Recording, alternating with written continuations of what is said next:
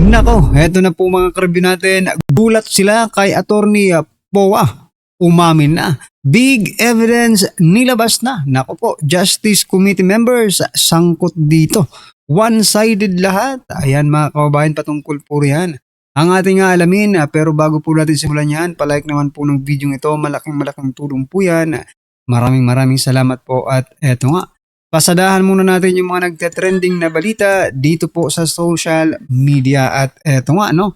Etong si Representative Zia Alonto Adjong, sabi niya po dito mga kababayan, marami na ang naging presidente ng Pilipinas.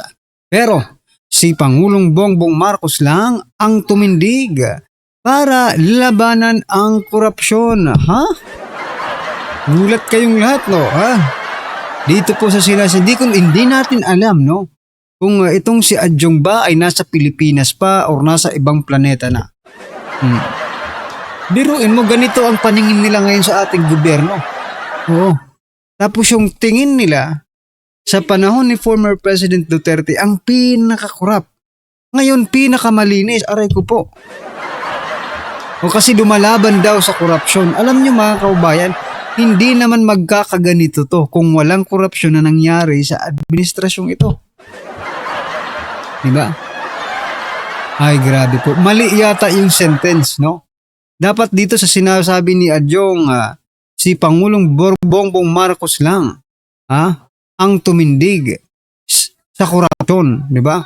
Dapat dito, wala nang tumindig para labanan no? Si President Bongbong Marcos lang ang nangurap, ayan, ang administrasyon lang, no? Ni President Bongbong Marcos ang kurap, ayan. No, mali itong sinasabi mo, Adjong. Hindi ko lang alam kung ikaw, no, mag-a-agree sa sinasabi ko na mali itong sinasabi ni Adjong. Kabaliktaran po ito sa totoong nangyayari, di ba? Aray ko po. So ito po mga kababayan, basahin po natin ang ilan po sa mga naging komento ng ating mga kababayan patungkol po dito. Sabi po ni Emerson na tumindig lang naman, walang ginawa, parang kahoy lang tumindig. Ayan. Gabi. Jobert Abaw, sabihin mo dahil kay Marcos, maraming congressman yumaman at bumili ng bahay abroad. Ayan, yan ang totoo. Dahil po sa mali-maleta, ayan, yung mga congressman, nako po, grabe. O yung mga congressman ngayon, masasaya. Oo, masasaya sila. Dahil 6 na taon po silang nagtiis sa panahon ni former President Duterte. 6 na taon po siyang nagtiis na hindi makapagkurakot. Ngayon, nakita po nila yung opportunity, no? Na ngayon tayo, bibira. Kahit magkano, ilang maleta pa yan. Talagang babawi tayo sa administrasyon ni Marcos dahil kaisa natin sila. Diba? Nung panahon ni former President Duterte, hindi nila madadali, no? Sabi po dito ni Christopher, sa paglaban niya sa korupsyon, na halos wala namang panahon ni PRRD. Ngayon, trilyon pesos na ang nawawala sa kaban ng bayan kada taon. Correct. Ganun ba? Sabi po ni Titet, no? Ganun ba? Pero sorry kasi, kasalungat ang nakikita naming pangyayari ko. Oo nga, hindi nga natin alam kung bakit naging honorable itong si Adjong, diba? Honorable Congressman Zia Adjong, hindi ka bagay maging honorable, no? Kasi hindi ka straight mag-isip. Diba? May something ka rin ba? Bangag ka rin ba? Yan, katanong lang po, mga kababayan. Kung itong bang si Zia Adjong ay bangag rin po, mga karibin natin. Just comment down below mga karibin natin at eto, nako po, pinakabagong balita patungkol po sa ating langis, gasolina, diesel, eto mga kababayan. Kamot ulo na. Aba?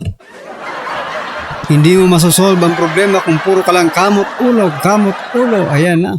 Sabi po dito sa ang balita ngayon, 170 pesos per litro diesel sa susunod na linggo. Aba? Posibleng umabot sa 170 kada litro ng presyo ng diesel sa susunod na linggo. Ayon sa industry sources, habang patuloy ang pagtaas ng global oil prices dulot na tumitinding tensyon sa Middle East. Ayan na mga kababayan. Napakamot na ng ulo si President Bongbong Marcos Jr. Ito po ang kabuuan ng balitang yan. Posible umanong umabot sa 170 pesos kada litro ng ang presyo ng diesel sa susunod na linggo. Ayon sa industry sources, habang patuloy ang pagtaas ng global oil prices dulot ng umiigting na tensyon sa Middle East. Ayan, batay sa ulat, maaaring madagdagan na pa ng 17 pesos hanggang 19 pesos kada litro ang diesel mula April 7, habang ang gasolina ay inaasahang tataas din ng 3 pesos hanggang 5 pesos kada litro. Aba, nako, malaking pasanin po ito para sa lahat mga kababayan. Sa gitna ng pagtaas ng presyo, nagpatupad na rin ang Department of Energy ng mas mahigpit na hakbang laban sa mga fuel hoarding. Kabilang ang posibleng limitasyon sa pagbili ng gasolina upang maiwasan ang panic buying at artificial shortage. Yan mga kababayan, no? Grabe, no? Nung kauupo pa lang ni President Bongbong Marcos Jr., nagtaasan ang presyo ng sibuyas, okay? At sabi nila, ganun din. Yung script nila parang ganito din, di ba? Maghihigpit sila dahil sa mga hoarder ng sibuyas. Ngayon naman, yung mga hoarder na naman ng mga petrolyo ang kanilang sasangkalan. Ayan. Diba? Ganun palagi yung pattern, di ba? Pag tumaas ang presyo, maghahanap sila ng masisisi yung mga hoarder. Okay? Without any solution, mga kababayan. Ang solusyon nila, ano ba solusyon? Ayuda? Ayuda po ang kanilang solusyon. Opo. Ito po mga kababayan ang naging komento ng ating mga ka-review sa post na yan. Sabi po dito mga kababayan, ni Virgilio Corpus, latest news, world market of crude oil is $106 per barrel. Ayan. Julius Cirillo, sabi niya po, makasarili kasi ang matataas na pinuno ng Pilipinas, ayaw tanggalin ang IVAT at excise tax. Ayan, which is true. Pag natanggal po yan, lahat po ng Pilipino, with or without vehicle, no? Makikinabang po ang lahat ng Pilipino. Okay? Pero, hindi, sa ayuda lang sila. Sa ayuda po sila nag-focus kasi nga po, malaki rin ang makikitain sa ayuda no? Sabi po dito ni Maria Sally, imagine wala dito ang giyera pero pinakamataas ang presyo ng oil fuel at major commodities. Samantalang doon sa may giyera, steady lang ang presyo. Grabe, panggagago na ginagawa ng gobyerno. Sa kapwa Pinoy, ayun naman pala. Doon pala sa may giyera, baka libre nga lang ang oil doon sa kanila, di ba? Sa atin, mga kabayan, halos grabe. Ilang kilong bigas na ang mabibili mo ng 1 litrong gasolina, di ba? Baka yung iba, tumigil na talaga sa pamamasada. Lugi na di ba?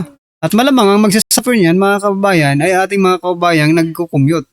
Kasi hindi rin naman papayag ng mga driver na mataas ang gasolina, mababa ang pamasahe. Baka kailangan pantay-pantay yan Habang tumataas ang gasolina, tataas ang pamasahe, tataas din po ang ilang serbisyo ng ating bansa. Di ba? Taas yung mga produkto, syempre sa logistic. So, parang nag-i-snowball po yan, no, mga kababayan. May domino effect sa lahat na sektor, no, ng Pilipinas, ng ating gobyerno. Diba? So, yan. Ano po ang inyong masasabi dyan, mga kababayan? Kamot ulo lang muna. Si President Bongbong Marcos Jr. Pasadahan na po natin yung video. Pasok! how we cannot even test the credibility of these witnesses. So, ang mangyayari niyan, parang, of course, again, with due respect to the committee, kasi nga, ang tingin nila preliminary investigation. No? So, pero one-sided yan eh, di ba? So, asan ang bloodbath dyan? Wala talagang bloodbath dyan. Hinay lang. Anak lang to ako, Atty. Michael po, iiyak naman si sa'yo, itong si Jinky Luistro. Once, Jinky, yayariin ka nila dyan. Tandaan niyo ho yung sinabi dyan. Markado yan. Markado yan. One-sided. Tama naman, anak lang to ako. Magpapatawag kayo ng kung sino-sino. Ngayon, yung mga pinatawag nyo, hindi man lamang makakross-examine ng kampo ni VP Sara. Makakapag-cross-examine lamang ho, yung mga congressman na di umano tumanggap ng maleta at envelope dito kay Saldico. Tama ba yun? Viral ho ngayon sa mundo. So paano pa nagkakaroon ng patas na investigasyon, di ba? Kung sa una pa lang, di ba? Ay bias na at one-sided, no? Parang yung grabe nga, binayaran ng mali-maleta just to ask questions, no? At para pigilan po na magsalita yung mga attorney ni VP Sara. Aray ko po. Ito ng social media, itong interview na to ni Atty. Michael Powa dito kay Ma'am Pinky Web. Pero bago ho yan, isang like at isang subscribe, masaya na ho tayo dyan sa mga gusto sumal sa ating community. Join Boko, nandiyan lang sa salita. Wala ho tayong maraming pag-uusapan dito sa video na to. Direct na ho kagad tayo dito sa interview na to ni Atty. Michael Powa. Okay? Legal counsel, at least one, the legal counsels of Vice President Sara Duterte. Attorney, good to see you again. Good evening, Ms. Salamat. Pinky, at good evening sa lahat ng mga nanonood sa atin. And thank you for having me here. Parang tagilid na naman ho ata dito sa video na to si Jinky Luistro. Balikan ko lang po yung nangyari last, I believe that was Wednesday, when towards the tail end, lumabas na po yung mga matters that needed to be discussed during the House Justice Committee. And that's where at some point, I believe towards the end, that they were issuing subpoenas duces tecum and ad testificandum. Doon po lumabas sa inyong pangalan.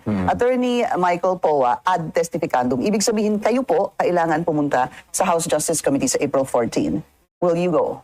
Well, right now, I have not received a copy of the subpoena ad testificandum just yet, but I'm decided to actually go. No? Why? Because as a lawyer, we have to respect processes, institutions, and kung meron talagang subpoena para sa akin to testify on matters pertaining to when I was Undersecretary and Chief of Staff of the Department of Education, I don't see a reason why I should evade these things. No? So I'm ready to go. Were you surprised that they issued a subpoena ad testificandum? To be honest, yes. Because as you know, I think a year and a half ago, I already testified before the Committee on Good Government and Public Accountability that was then chaired by Congressman Joel Chua. So at that time, I felt like I was already asked questions exhaustively. I have to also say on the record, I had those hearings, just by invites, I attended all those hearings, answered all their questions as best as I could, of course, based on my personal knowledge. So I thought that was quite exhaustive. But then again, even if I'm surprised, I don't think it matters. I'm still willing to go. Kung may kailangan pa silang i-clarify, I'm willing to clarify matters. Did you Yan si Atty. Michael Powa, di ba? Kahit na alam na niya lahat ng itatanong sa kanila dyan. Dahil yan talagang pinasabot ang kampiyon itong si Vice President Sara Duterte. Ano lang ho kasi dito, ayaw lang ho nilang ibulalas dyan sa committee na yan na kung saan sila magsisilbing prosecutor dyan sa impeachment trial na kung sakaling mapunta yan sa Senado yung impeachment na ni VP Sara. Ayaw nilang ibulalas, ayaw nilang ibulgar, ayaw nilang ipakita ang kanilang estratehiya. Kasi yung kanilang mga tanong, parang ang dating tinatanggalan na ho nila ng salawalya ang defense team nitong si VP Sara. Kung mantakin nyo ho mga kababayan, wala silang ebidensya. Kailangan pa nila magpasumpina. Kailangan nila magpatawag ng kung sino-sino. Kung meron talagang ebidensya, dalhin na yan sa Senado. Para wala nang maraming usapan. have to seek permission defense team for you to actually comply with the subpoena? It's something we discuss. I won't deny that. But I was very upfront with the team. I told them that I wanted to go. Because if there are things that need to be clarified during my time in DepEd, I have nothing to hide. So I might as well just go and ask questions as truthfully as I can. I was trying to look back at that hearing because when they were asking to subpoena you, ang sinabi po ni Congressman Tino in so many words was that you have relevant and material information on how confidential funds were used. Okay, you were USEC and Chief of Staff of Inunahan ako ni Ma'am Pinky.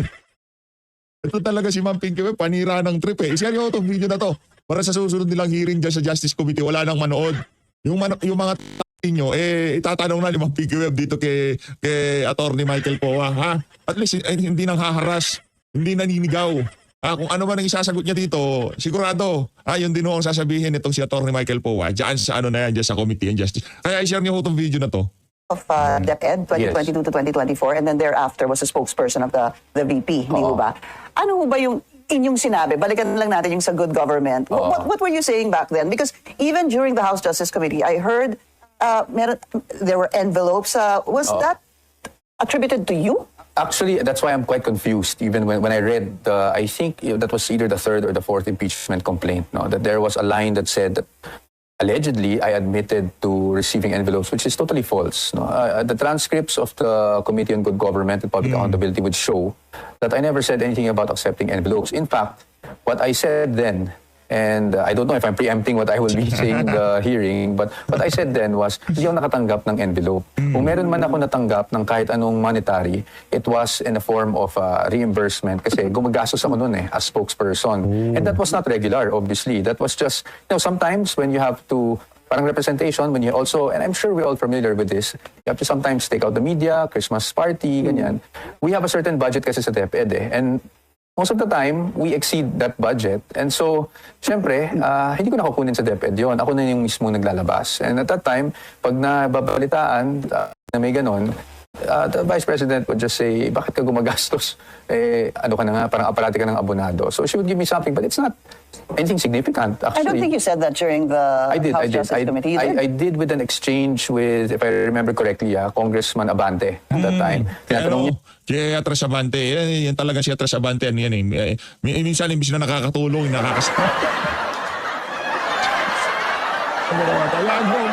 magiging palitan. Diyan sa Committee on Justice kung sakaling dumalo itong si Atty. Michael Poa. Share nyo itong video na to. niya, ikaw, nakatanggap ka ba? Sabi ko, wala po ako natatanggap ng envelope. Kung meron man po yung mga reimbursements na once or twice lang nangyari sa totoo lang. So, and those things were, you wouldn't take any of it kasi the amount is not that significant. In fact, siguro mas marami pa akong naabono sa totoo lang kaysa sa na-reimburse. So yan mga karibin natin, no? Yan, sinagot na nga ni Atty. Poa. Yan. Malaking sampal yan sa kanilang pagmumuka. Ngayon, mag-iisip na naman po sila ng panibagong iaakusa dito po kay Atty. Poa. Anyway, ano po ang inyong reaction, opinion patungkol dyan mga kabayan? Just comment down below. At syempre, huwag pong kalimutang i-like ang video nito. Malaking po yan. Maraming salamat po.